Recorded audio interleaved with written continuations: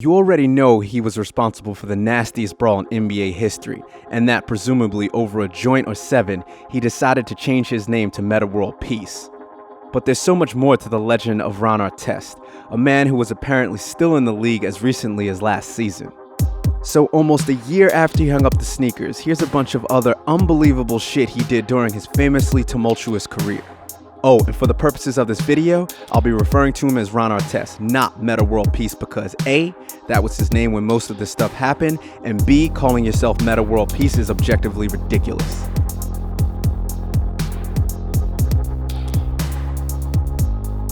Tried to work at an electronics store while playing in the NBA. Before his rookie season began, Artest filled out a job application for electronics retailer Circuit City, thinking it'd be a great way to score some discounted goods.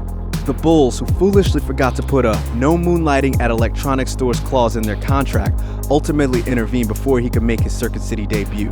I thought it would be fun, World Peace later said, and I had a friend who worked there. Broke Michael Jordan's ribs.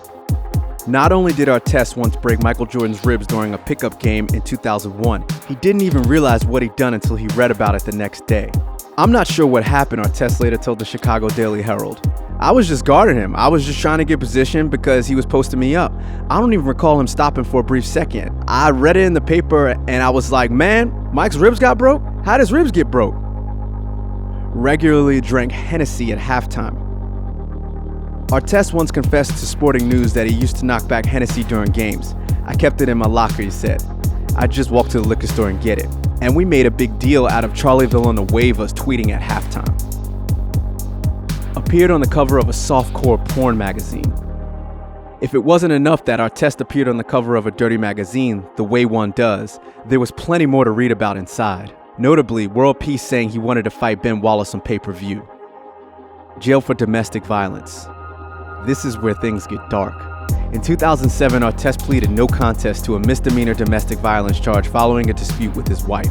He was then sentenced to 20 days jail and community service. However, it was later ruled that Artest would only spend 10 days behind bars, serving the rest of his time in a work release program. The NBA suspended him for 7 games to begin the 2007-08 season as additional punishment. Partied like hell despite having a newborn child. Having a kid is said to broaden a lot of people's perspectives. But Artest was such a party animal in his younger years that he didn't let having a child get in the way of that, partying like it was 1999. Mind you, it was 1999. When I was a 19-year-old father, I was a single pimp, he told Sporting News. I was wild, a lot of marijuana and alcohol, even before that age. Asked the Pacers for time off to promote his rap album. They say every rapper wants to be a baller and every baller wants to be a rapper. But in Artest's case, it seems he once wanted to be a rapper more than a baller. So much so that he asked the Pacers for some time off to promote the release of his new album. The team declined and benched him for 2 games instead. But less than 2 weeks later, Artest got all the time off he needed when he was suspended for an entire season for his starring role in the Malice at the Palace. Destroyed a TV camera at Madison Square Garden. After his Indiana Pacers suffered a frustrating loss to the New York Knicks during the 2002-03 season, Artest reacted the way all reasonable human beings would, smashing the nearest TV camera into a million pieces. The camera was worth about $100,000. Artest was suspended for 3 games and fined $35,000, bringing the total carnage for the evening to $135,000. Tough loss, I guess, MSG Network cameraman Mike Miner said at the time. Elbow James Harden square in the head. It's a miracle James Harden can remember the 2012 playoffs after Artest brutally elbowing him in the head during the first round. It was an unprovoked attack, and the league later suspended Artest for 7 games, costing him $430,000. Other NBA players Artest struck included Manu Ginobili and JJ Barea. Among other incidents, he also pushed Karen Butler into the stands and whacked Paul Pierce 5 seconds into a game. Challenged Pat Riley to a screaming match. When Artest scored despite being fouled one night in Miami circa 2003, he approached the Heat's bench flexing. The bruising Pacer promptly began exchanging unpleasantries with an enraged Heat assistant, before brushing against Riley and getting into a shouting contest with him too. Artest was subsequently called for a technical foul before offering an obscene gesture to the Miami crowd on his way back up the floor. Started the single largest brawl in NBA history.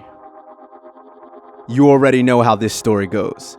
Artest gets into it with Ben Wallace, chills on the scorer's table, gets nailed by an airborne drink thrown by some dumbass fan, jumps into the crowd, hits the wrong guy, and all holy hell breaks loose. In the aftermath, the NBA suspended Artest for the rest of the season, including the playoffs. It was the longest suspension following an on-court incident in league history, and he also lost about $5 million. All up, the league suspended 9 players a total of 146 games and fined them a total of $11 million. It also marked the sudden demise of Artest's incredible Pacers team. It took the franchise years to recover both on and off the court.